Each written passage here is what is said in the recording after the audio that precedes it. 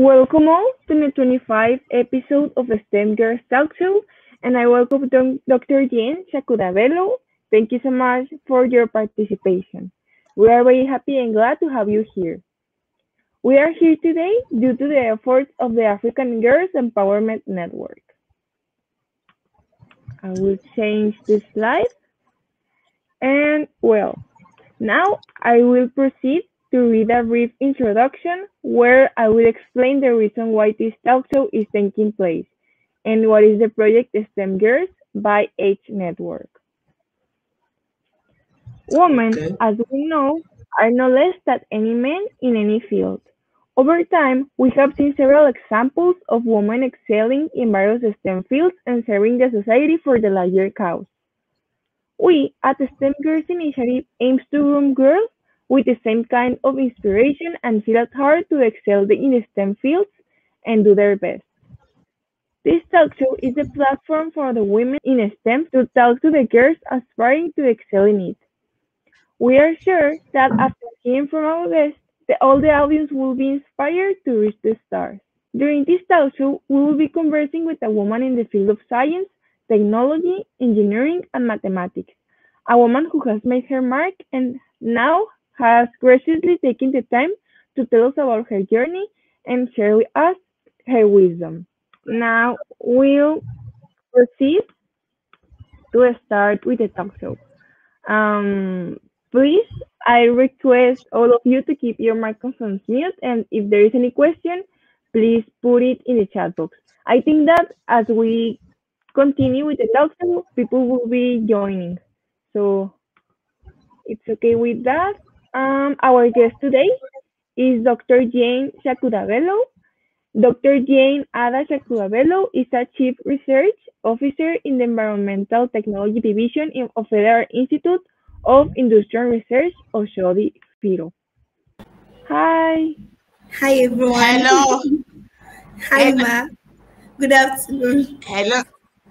Hello, Good afternoon. How you doing, Ma? Good afternoon. Fine, thank you.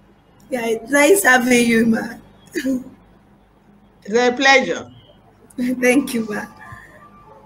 Okay.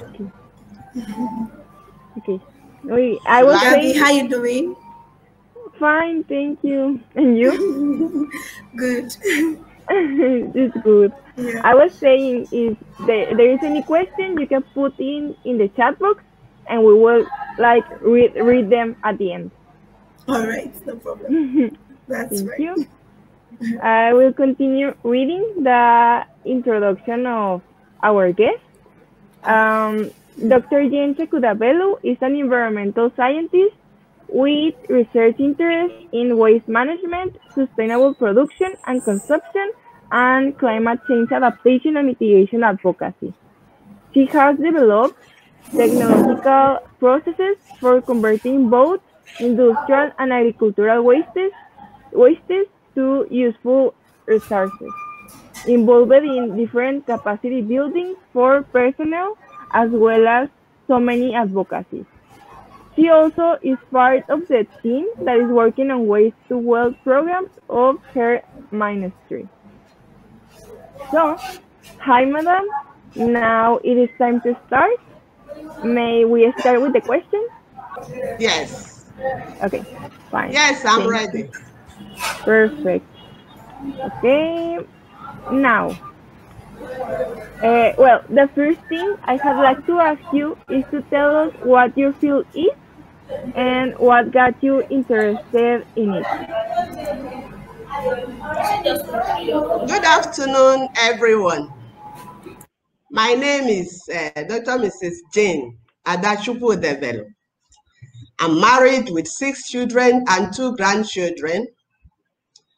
I'm a Nigerian, and I'm working in Chemical, Fiber, and Environmental Technology Department of Federal Institute of Industrial Research, Oshodi, as a Chief Research Officer.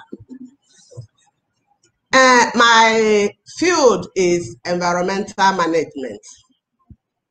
And in simple terms, environmental management is finding a practical ways of saving water, energy, and natural resources as well as reducing negative environmental impacts.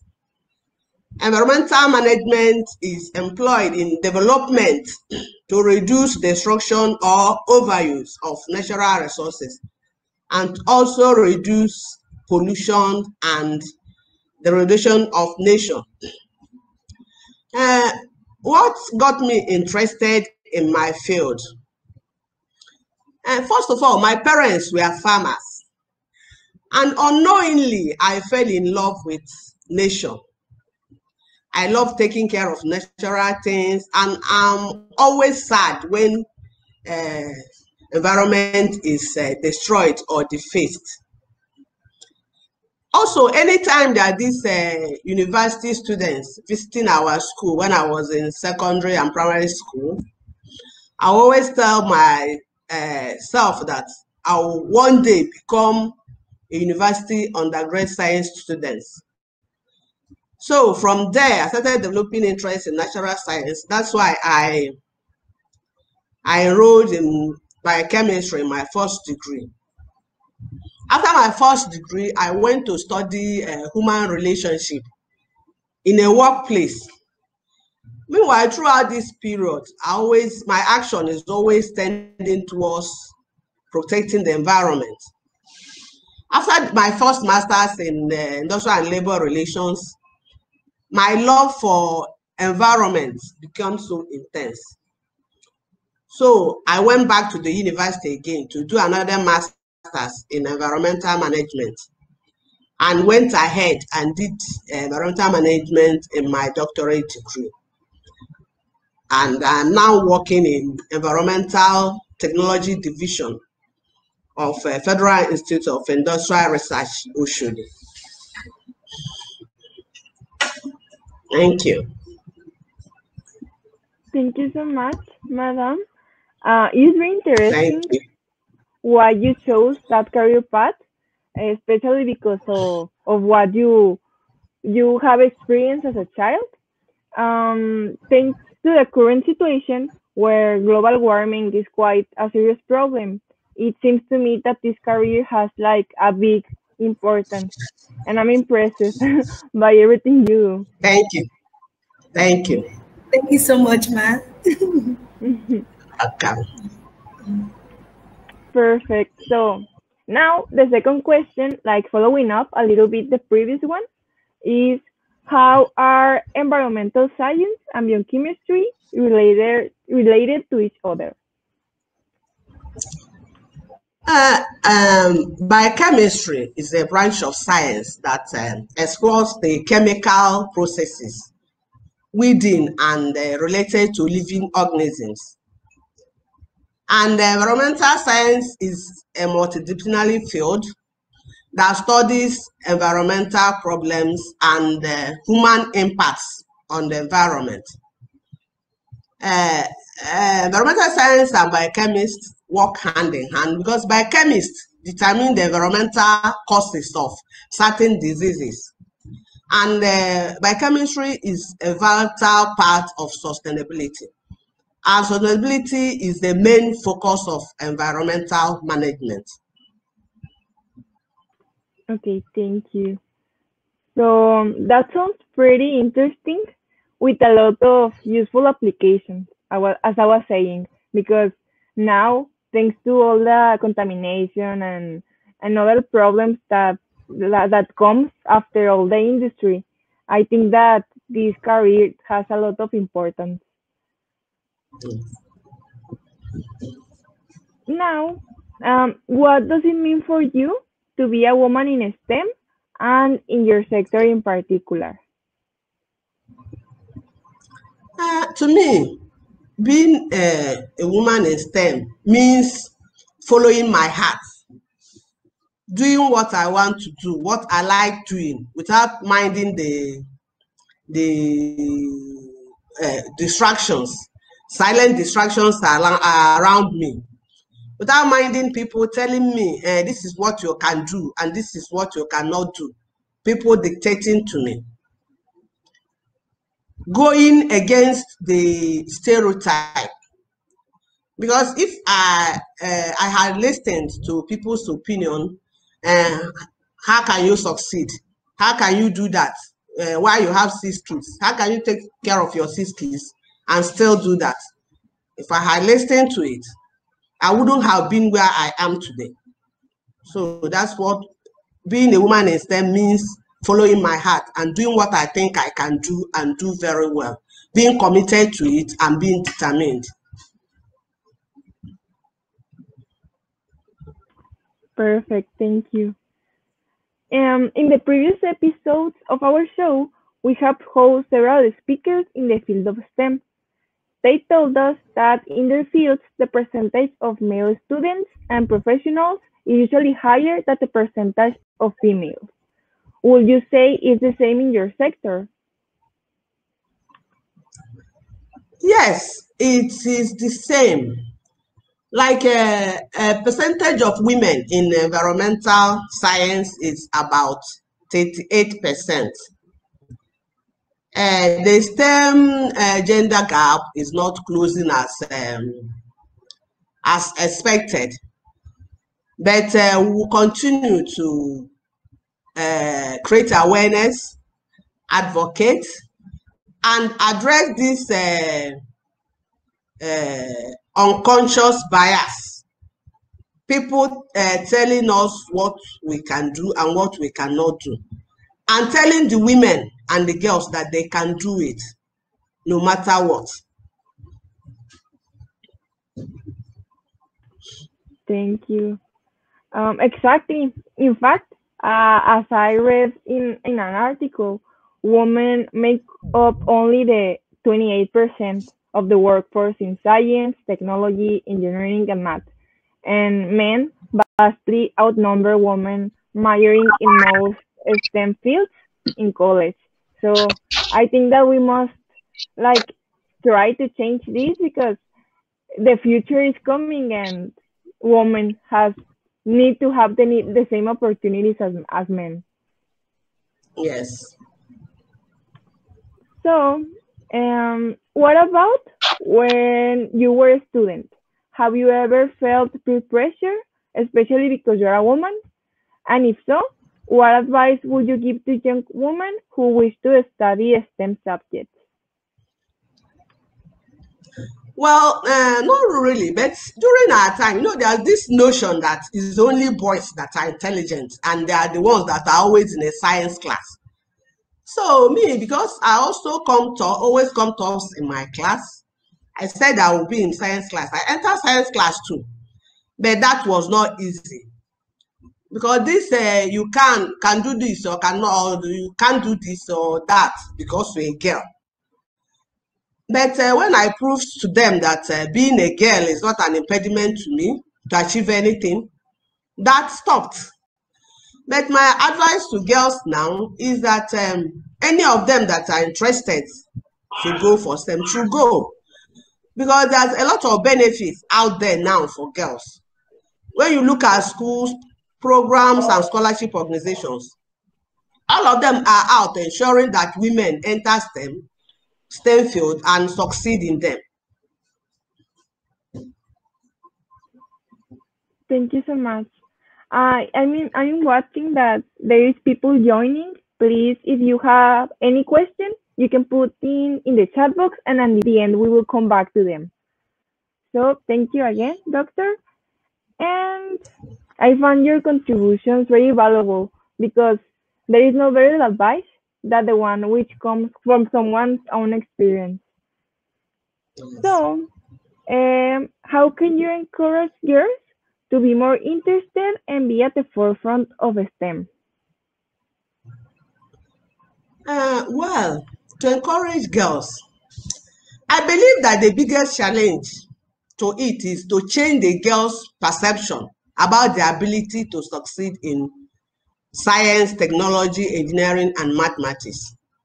For them to believe that they can do it. For example, my parents were poor farmers in the village. I went to a village primary and secondary school, and I was the only girl that got admission to study science in the university. What is needed is determination and commitment. Your parents don't need to be professors. They don't need to be CEOs in a large organization, and they don't need to live in the city. Just be committed. You will do it. Any girl that is interested in going into STEM should go for it. There's enough space. Every STEM field has space for every girl. It just takes, at times it takes a while and a lot of effort for you to seek it out. That's my advice. Thank you so much. Yes, I think that confidence is a thing that we have to work on with girls. Thank you so much for this. And like following up what you said, that sometimes girls need to have like a little bit of help. Do you know of any scholarship or support programs for young students offered by your institution or any other institution relating to your field? Like in my organizations, we don't offer scholarship, which we do a sort of mentorship in the form of industrial attachments. We take girls from universities and mentor them through our processes. But there are some other organizations that offer scholarship, grants, and fellowship for environmental management. Some organizations like Advance Africa, Scholars for Development, and some Canadian universities, they offer scholarship, grants, and fellowship for environmental management students. Thank you. Okay. Welcome. Thank you so much for the previous responses and to share with us those opportunities of support. Now, since you are an expert in environmental science, which involves waste management, sustainable production and consumption, and climate change adaptation and mitigation advocacy, we would like to ask you some questions specifically related to your field of work. First, what are the interesting projects you have worked on that can help us understand how researchers in environmental science contribute to solving today's problems? For example, malnutrition, HIV, and other diseases. And do you think that women and girls are generally the most exposed to these kind of problems? My area of specialty is waste management, and some of my projects I've carried out in that regard include recovery of pure slackline from automobile welders' carbide sludge, production of lightweight blocks from agricultural waste. And these projects have helped to solve a problem of waste in today's world by turning the waste into wealth. And I believe that women and girls are more affected because they play a critical role in managing natural resources as on their family and in the community level. And anytime these environments are affected or degraded, it takes a toll on them. In the community, women manage water, fuel, and food, as well as forest and agricultural settings. And also our physiological makeup makes us more susceptible to health impacts of waste and chemicals in the environment.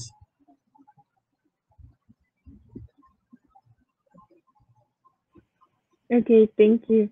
That sounds pretty interesting because some people will think that environmental science maybe is not that related to solving today's problems with some diseases. So I think that it also has like a lot of application in what you mentioned it before, in the part of like making the environment like better, because we have a lot of problems, as I was saying, with all the industry, all the contamination, and Yes. all that things. I don't know if you can like explain us a little bit about that. Sorry, I didn't get it. If you can tell us like a little bit of why your like projects are related with the problems that I mentioned, like contamination, and why it is so important and all that. Yes, it's like the recovery of slate lime. Carbide is a waste from a mechanic workshop. If you allow the carbide to accumulate, they will enter the water bodies, they will contaminate our groundwater, they will contaminate our rivers, and when the water is taken by human, it causes one illness or the other. But we collect the sludge and refine it in the lab to bring out the useful resources in it. Then the agricultural residue, agricultural waste that we are using to produce lightweight blocks, the farmers, they don't like rice husks. I'm using rice husks and other agricultural residues. What the farmers do with the rice husks is to burn it. Every year they burn the left of the rice husks. And you know that burning releases greenhouse gases into the environment, which causes a whole lot of illnesses, which includes cancer. People that has respiratory problems is aggravated. And even the burning destroys the environment. It takes a while for the environment to come back to its normal so after being burnt. So the two projects has helps in protecting the environment by turning the waste that could have been littered, that blocks the drainages and all that, to turn it into wealth. Thank you so much. And now, since the explosion of COVID-19, H has been advocating for the increased protection of girls and women. What do you think are the biggest risks for girls and women during this difficult time? We would like to hear your opinion on that. Uh, uh, Women and girls are mainly at risk as a result of this pandemic, because their role as a caretaker and health workers exposes them. And also their livelihood are being affected because the closure of schools and other organizations increase their burden as caregivers at domestic level.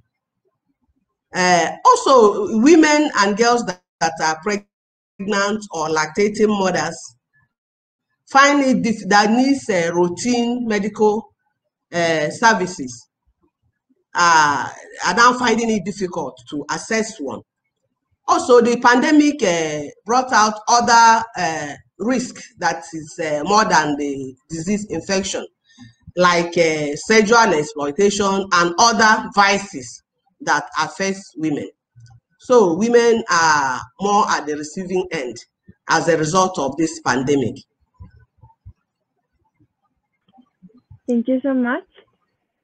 Now, as we know, women and girls are often the most exposed to stereotypes and discrimination. Since they are indeed the most affected, do you think that having more girls studying biochemistry or environmental science and also working in that field and in STEM generally can be beneficial? Do you think that there are certain jobs that will fit women better than men? Like, for example, gynecologists, counselors, among others? I do not think that there are certain jobs that are reserved for women or men. I think that with determination and commitment, women can do well in any sector. And I believe that attracting women and girls and retaining them in STEM workforce will increase innovation, creativity, and competitiveness. Because scientists and engineers are working daily to solve the problem today, the problem we are having in the world, and the engineers design what to use on daily basis. If women and girls are not involved, if they are not part of engineering, science, math, and those things that are unique and peculiar to them, their needs, their desires, will be overlooked. Though it will not be taken into consideration because they are not involved. It's when they are involved that they know how is he that wears shoe that knows where he pinches. So their needs will be neglected. So it's very, very good, and it will be so beneficial for women and girls to be involved in STEM and in STEM workforce. Yes, it's very important because when women are in this kind of fields, they tend to have a participation in the taking of decisions. So I think yes, it is very important. As an electronic, as a student in an electronic engineer, I must say that the participation of girls like make a lot of difference in the field. Yes. The next question is about what job and career opportunities are there for girls and women who want to study environmental science. Environmental science degree will expose one to skills and knowledge for I can be used in conservation, sustainability, and environmental science and education. So there are so many jobs that an environmental scientist can take up, like environmental engineer, environmental consultant, environmental scientist, sustainability consultant, waste management officer, a nature conservative officer, recycling officer, water quality scientist, even environmental health practitioner, water engineer, toxicologist, and a whole lot of jobs that are, environmental management is a multidisciplinary sector. It is a multidisciplinary field, so a whole lot of opportunities abound in them. Thank you. Now, the last but not least question is, was there a particular time when the challenges were so big you wanted to give up?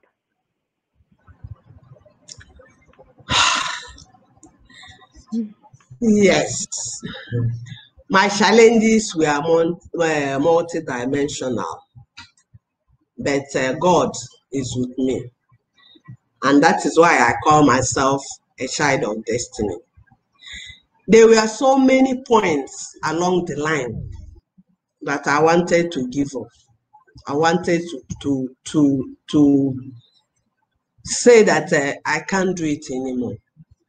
But by God's grace, determination, encouragement, and support from my spouse and parents, I was able to get going. I came into the world with an illness. I had the inflammation of the bone that is called osteomyelitis in medical terms.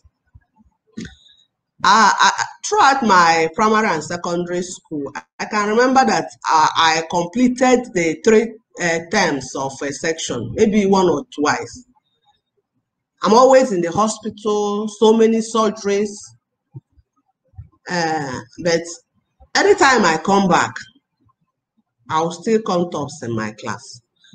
I remember a time where my father's friends told him, why are you spending money on a sick girl, sending her to school?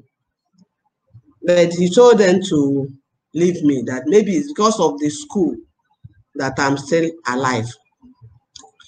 So when I got into the university, the bone problem reduced, and I had this chronic sinusitis that I started another section of surgeries. All this while at every point, it will be a time sometimes that I say I can't do it anymore. But my parents will encourage me. Since you when you go, you stay pass, continue.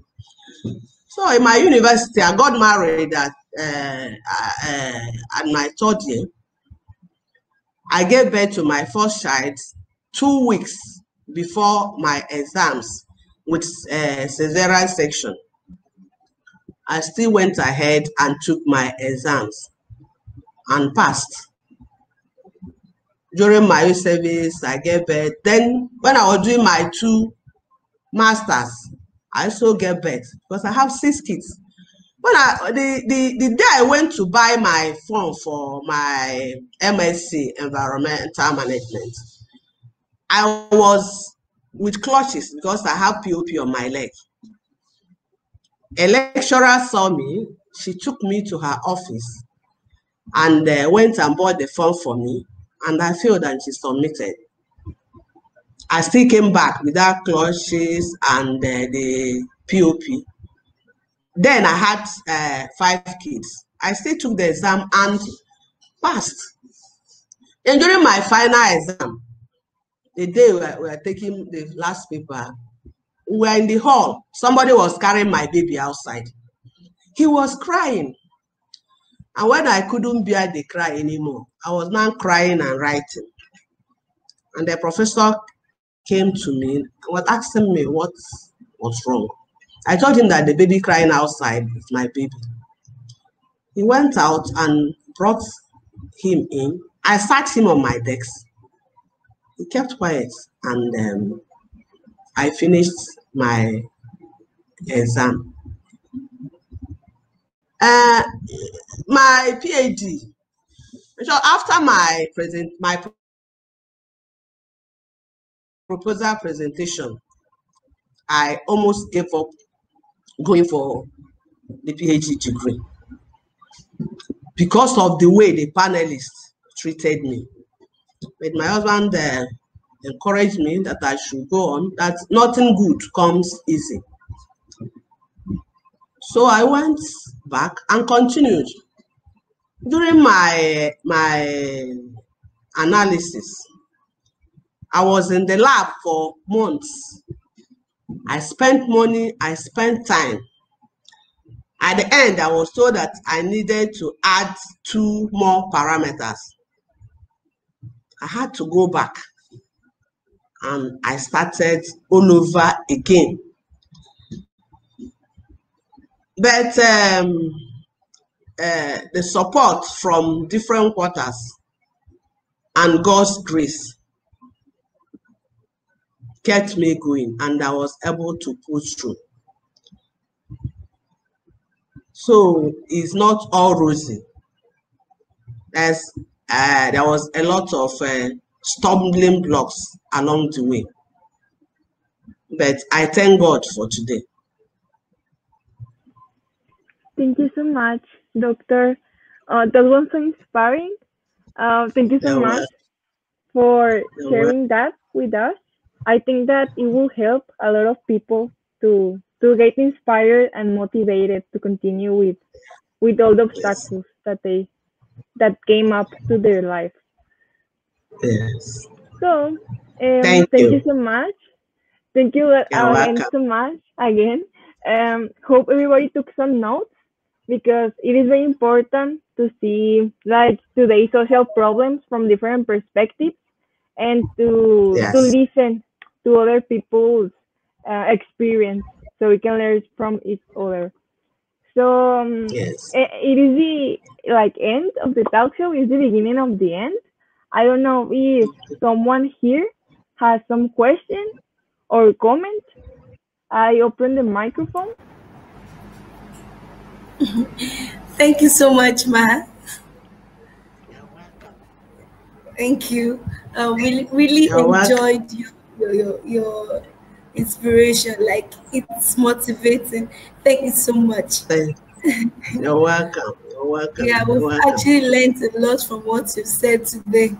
But I want to ask a question. What if a girl striving to join the STEM, pursuing a STEM career, and then she's having a pressure from the family or from her parents? What advice will you give to that child? Can she go ahead with what her father or mom has said, or pursue her dreams? Number one, as Africans, it's not always advisable to how will I put it, go against your parents. But with explanation, conviction, definitely they will come to terms. The girl can as well go ahead and get somebody that the parents listens to talk to the parents, even somebody in a field that she is aspiring to go into. I believe that parents are not that they are not that so bad when they understand. A lot of parents do what they do not because they don't want that child to be what she wants to be, but out of, will I call it, ignorance, if they don't understand. But if the girl or whoever that the girl brings, we are able to convince them and explain to them, I don't see the reason why they will still push that child into what she doesn't want to go, where she doesn't want to go. She can talk to people that can help her to convince the parents. Okay, ma. Thank you so much, ma. I really like that. Another question. How is it like changing or getting adapted to this your mitigation advocacy? How can you hear me? How does it work?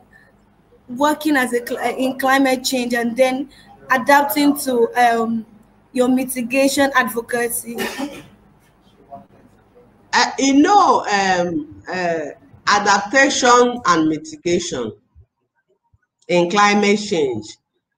Adaptation is when there's already a problem and you try to live with that problem, things that you do to reduce the impact of that problem. Then mitigation is what you do to prevent. Like in my own case, I advocate nature-based solutions, which is mainly ecosystem-based solution. I advocate planting of trees, keeping a garden in your house, not leaving a space where you can use to recharge the aquifer, not putting concrete all over around you. Just put concrete on the track, leave other places so that when there's rain, everything will not just run off. You have they will have a place to percolate, to enter the aquifer and recharge the aquifer, because you see all over the places there are boreholes, and we don't think of how do we recharge, how do we make sure that that water is there, but we are using water every day. So my own advocacy and my own awareness is on nature-based solution, using nature, using what we have to solve climate change problem. Thank you so much. Okay. Thank you so much. Like, okay, how about processing and converting both industrial and agricultural resources? How does it really work? Agricultural waste. Yes, and then converting both industrial and agricultural waste resources. Okay. How does it work? How do you process that? Okay, like the work I'm doing, agricultural waste is residues like banana peels, rice husks, the pineapple peels. Like we use it, you can use pineapple peels and banana for making paper. Like in my own, I'm using rice husks to do lightweight blocks for low wall buildings. Like if you go to eateries or these out in beaches, you see all the dwarf walls. Most of them are made with low lightweight bricks. Then industrial waste, like scrap iron, crown cocks. We use scrap iron and crown cocks. We process it into sulfates, copper sulfates and iron sulfates for industrial uses. You know, iron sulfates and copper sulfates are very expensive in the market now, and crown cocks are all over the place. Copper wires, copper scraps are all over the place, causing environmental nuisance. So we pick them and change them into industrial intermediates for industrial uses. Okay, thank you so much, ma. I really enjoyed this. Like it's so nice to know and meet a woman in this field. Like I've actually learned a lot from what you've said today. Like I'm aspiring to go into it. Thank you. Thank you so much, ma.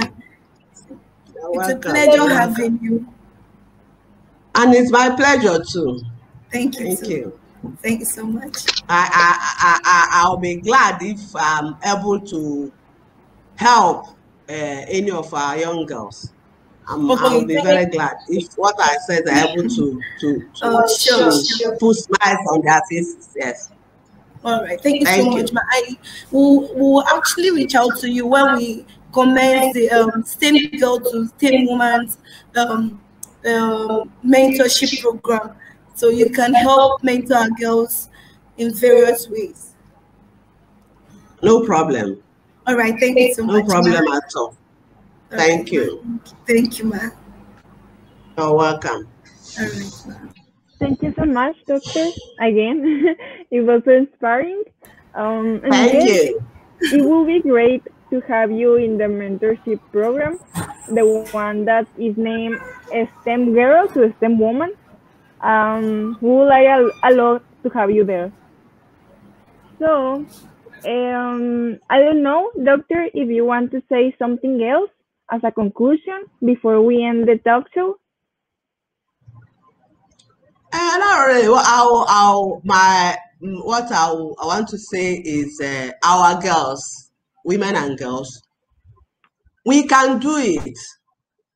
We can go into STEM, science, technology, engineering, and mathematics. We can do it. There are lots of benefits there. Most scholarships, organizations, they are looking for girls in STEM. We can go all out and enroll so that we'll make a difference, so that we will not be depending on the decision of men. We will not continue to depend on what they put out there for us. Let us rise up and be counted. So make sure that what we really wanted is there. Thank you. Okay, thank you, ma'am. Thank you. You're Okay. welcome. Well, thank you again. It is very important to listen to this kind of advice because in some point of our life probably we will need to hear this kind of comments. So thank you so much for that. You're And welcome. I invite girls to continue like getting information about what STEM is and to join us at H Network. Well, thank you so much again, everybody, for your inspiring contributions. And thanks to Thank our you. guests for giving such interesting and inspiring talk show, and also sharing with us all her experience as a STEM woman. I am also very happy Thank and you. glad to be here and have done this interview. So Thank I you. invite everybody who is watching this to register at our mentoring program at our website, which I will let in the chat box. That is stem.hnetwork.org. And also, if you know someone that could be interested, please help us share our program so we can make a change together. I will return to the presentation to continue with the next slide. I let in the chat box the link to the mentoring program. And well, here is a quote that I like a lot that says, the word female, when inserted in front of something, is always with a note of surprise. Female COO, female pilot, female surgeon, and if the gender implies surprise. One day, there won't be female leaders, there will be just leaders. By Sheryl Sure. Sandberg, Sure. Facebook COO. Yes. Yes. That's true. Mhm. That's true. Thank you. Thank you, Ma. Thank Thank you, you. Gabby. Thank you, everyone. Thank you. Thank you so much for Okay. honoring our invitation. We are much pleased and excited to have you here. It's a pleasure too. Thank Thank, you. thank you, Ma. Thank Thank you. you. All right. Thank you so Thank you much. so much. Bye. Bye. Bye.